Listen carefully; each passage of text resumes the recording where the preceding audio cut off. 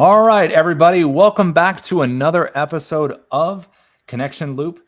I am your host, Rob Botts, and I am here today with Sanjeev Shetty. He is the CEO and co-founder of HelloGuard, and they are addressing the work shortages in terms of physical labor with automation and robotics. It's very exciting. We're really excited to have him here today.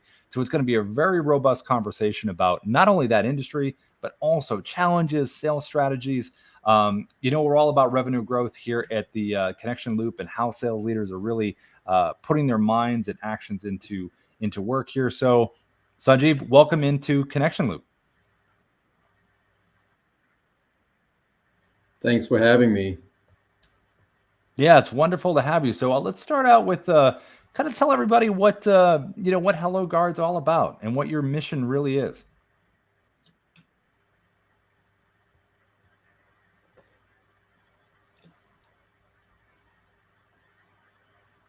Yeah, so I am the CEO and co-founder of HelloGuard, and we are essentially a workforce automation company.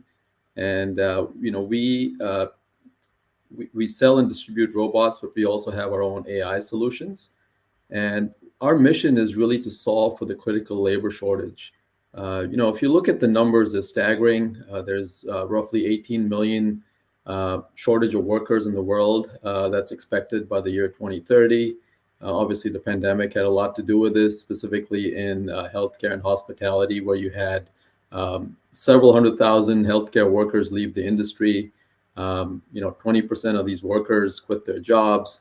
And, there's also other driving forces like aging, for example.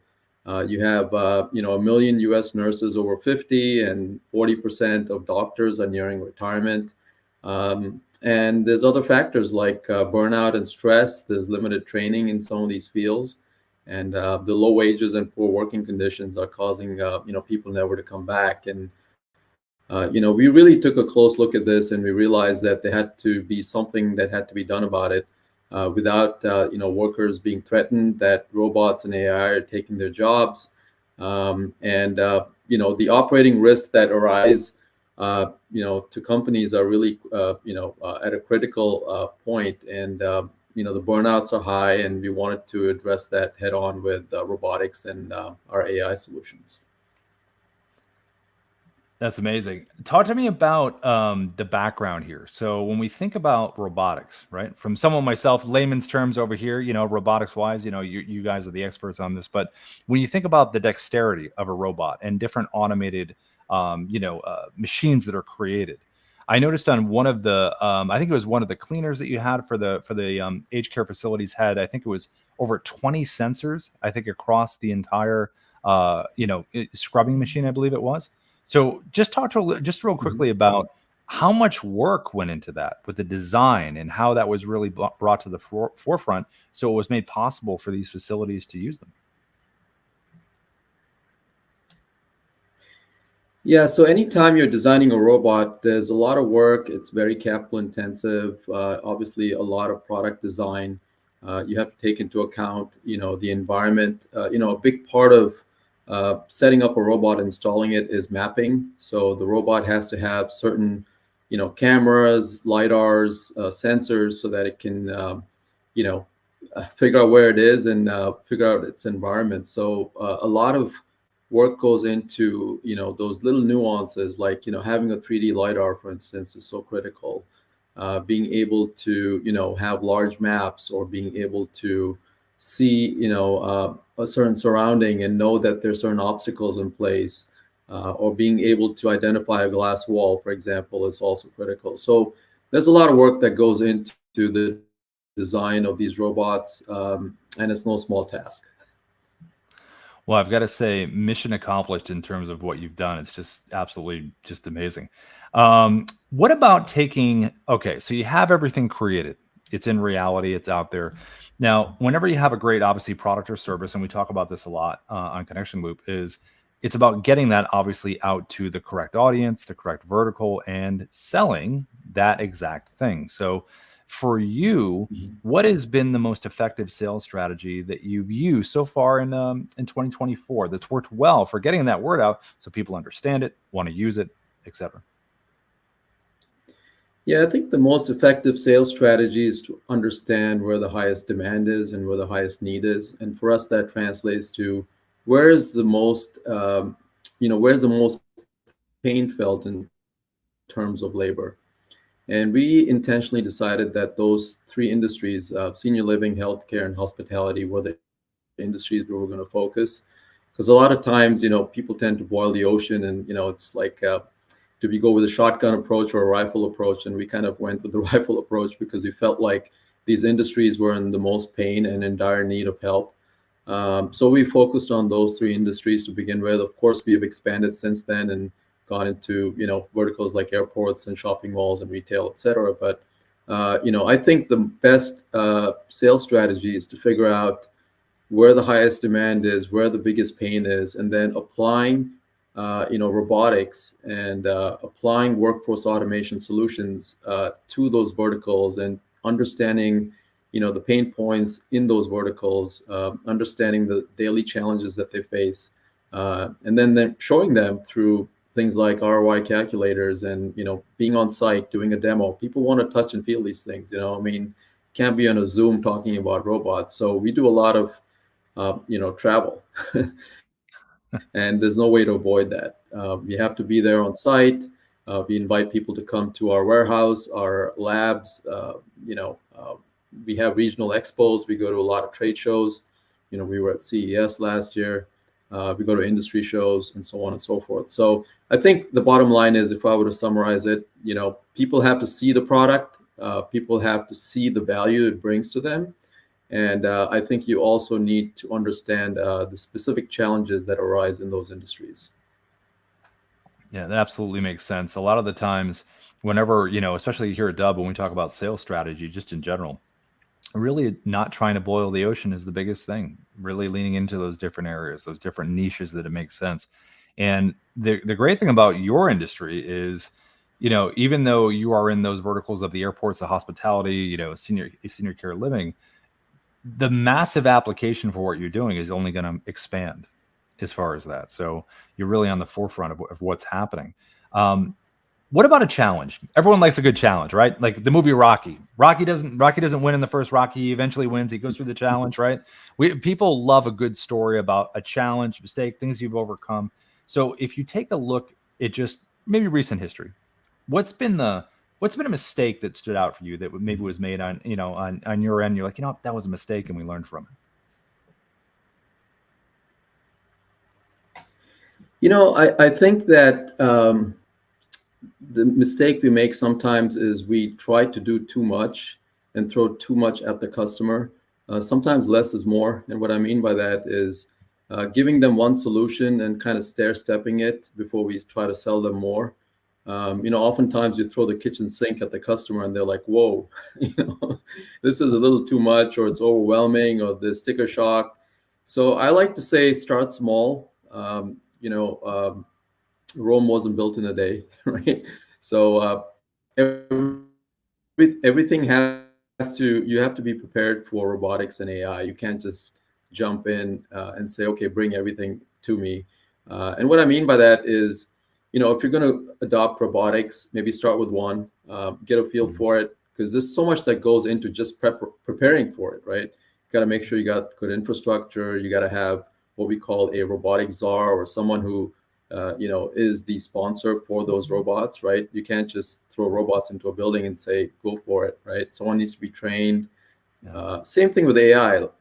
People think that AI is this cool new buzzword that you can just adopt and, start using these large language models. I mean, your brain needs to be trained on how to prompt these models. It's not just about learning AI, right? So there's a lot of preparation and legwork that goes into this. And I think if I were to say the biggest challenge is just adoption and getting people to understand that this is a process and it takes time, and methodically with certain processes in place. You have to have the people in place. You have to have the technology infrastructure in place.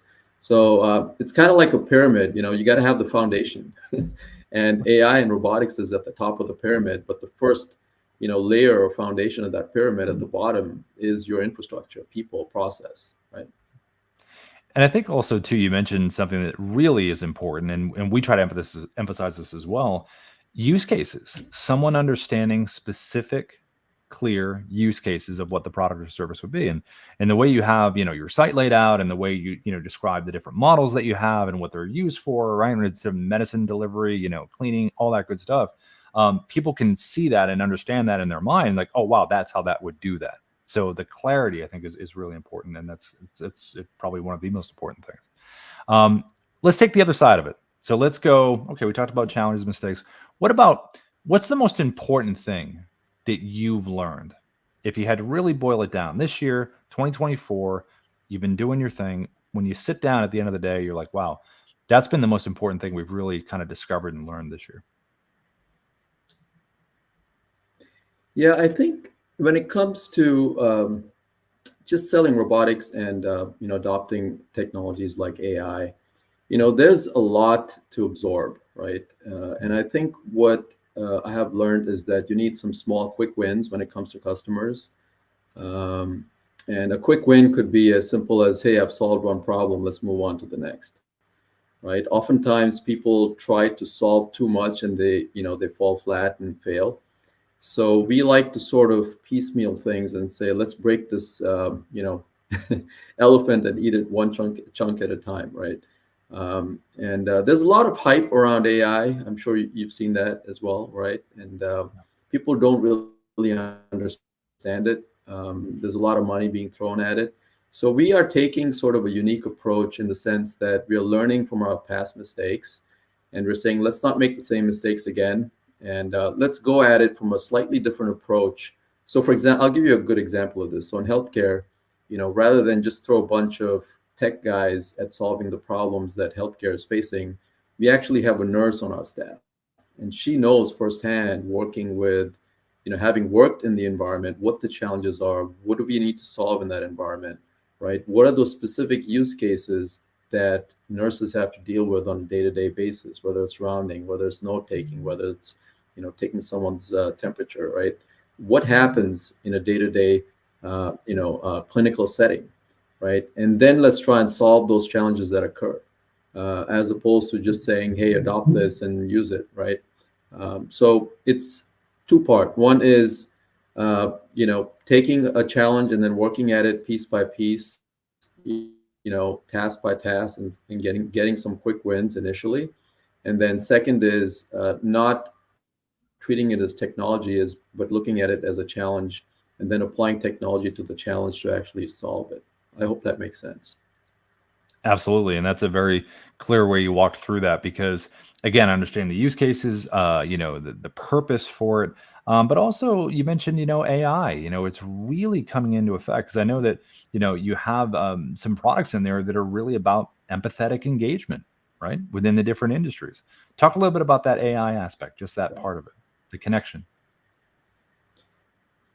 Yeah, so the way AI plays into this, it's kind of like the software or the brains behind the robots, right?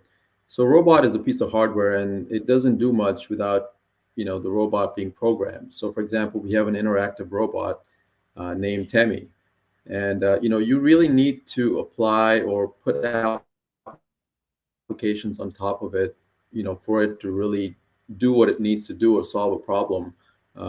Fortunately, it comes with a software development kit, and we built a lot of custom applications depending on the use case.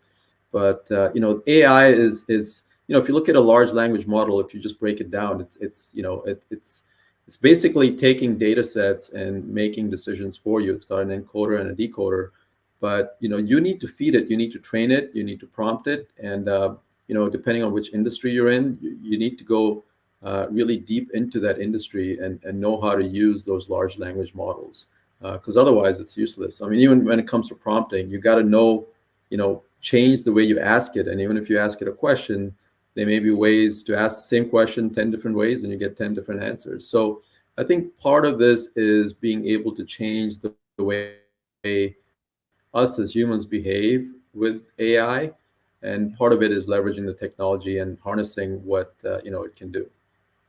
Yeah, and you mentioned prompting. We've all got to become prompt, experts to a certain degree. How to speak to the AI, like you mentioned, it's almost like a whole different language, which is really interesting.